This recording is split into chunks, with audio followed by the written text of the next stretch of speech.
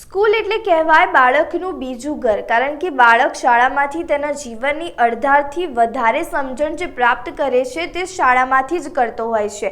પરંતુ જો શાળામાં એ જ બાળક જોડે અભદ્ર અને ગેરવર્તન કરવામાં આવે ત્યારે શું? નમસ્કાર, આપ જોઈ રહ્યા છો લાઈવ 24 ન્યૂઝ. હું છું આપની સાથે નિધિ. આ સાહેબે આ છોકરીને બૈડામાં જોરથી લાકડી મારી છે. નામ પૂછું છું, નામ કહેતા નહીં. ડભાલીની પ્રાથમિક શાળા કે જેમાં એક વ્યક્તિ દ્વારા શિક્ષકને એક આઈનો દેખાડવામાં આવે છે. અહીંયા પૂરી વાત એમ છે કે પ્રાથમિક શાળા ડભાલીમાં ફરજ બજાવતા એક શિક્ષક દ્વારા વિદ્યાર્થીનીને બરડાના પાછળના ભાગે લાકડીથી માર મારવામાં આવે છે.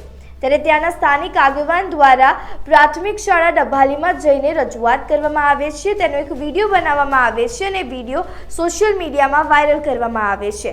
ત્યારે શિક્ષક અને આ સ્થાનિક આગેવાન વિશે શું બોલાચાલી થઈ, કઈ રીતની વાત થઈ, આવો સાંભળીએ.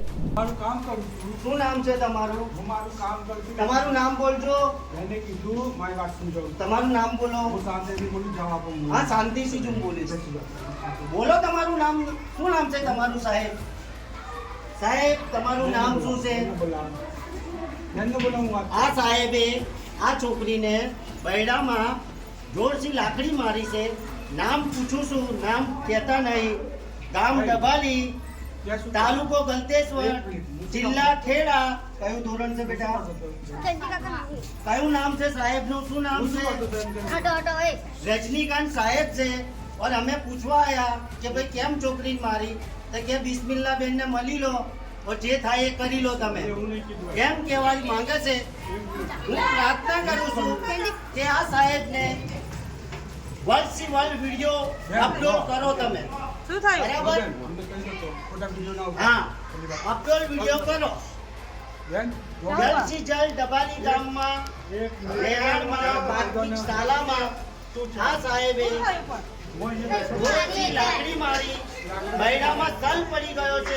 હું તમને બતાવું છું એમનો ફરક કાઢીને. તમે જોઈ લો બૈડામાં સલ. આ વિડીયોમાં તમે જોયું કે આ ગામના આગેવાન દ્વારા સ્કૂલમાં જઈને શિક્ષકને સિમ્પલી પૂછવામાં આવે છે. આ સમગ્ર મામલે સ્થાનિક આગેવાન દ્વારા શિક્ષકને એવું પૂછવામાં આવે છે કે તમે શું કર્યું, તમારું નામ શું છે? ત્યારે શિક્ષક દ્વારા કહેવામાં આવે છે કે હું મારું કામ કરું છું તેમ કહીને વાતનો સરખી રીતે જવાબ નથી આપવામાં આવતો. ત્યારે સ્થાનિકો દ્વારા આ વિદ્યાર્થીની જે છે જેને મારવામાં આવ્યો હતો બરડાના ભાગે લાકડીથી, તેને 108 બોલાવીને નજીકની સરકારી હોસ્પિટલમાં લઈ જવામાં આવે છે. ત્યારે અહીંયા સવાલ એ ઊભા થાય છે કે ઘણા બધા શિક્ષકો એવા છે કે જેના દ્વારા બાળકો ઉપર દુષ્કર્મની ઘટનાઓ પણ આચરવામાં આવી છે, છેડતી પણ કરવામાં આવી છે અને આ એક બીજો કિસ્સો સામે આવ્યો કે જેને બરડાના ભાગે મારવામાં આવ્યો.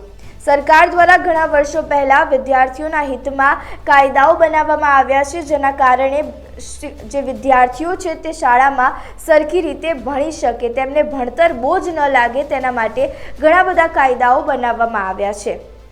તેમાંનો એક કાયદો આ પણ છે મારવાનો. શિક્ષકો પહેલાંના જમાનામાં હતું કે શિક્ષકો મારીને બાળકોને ભણાવતા હતા, પરંતુ હવે જે કાયદાઓ આવ્યા છે તેમાં જો શિક્ષક કોઈ પણ બાળકને મારે છે, કોઈ પણ વિદ્યાર્થીને મારે છે તો એ ગુનો ગણાય છે. ત્યારે આ કેસમાં આગળ શું થશે તે હવે જોવાનું રહ્યું.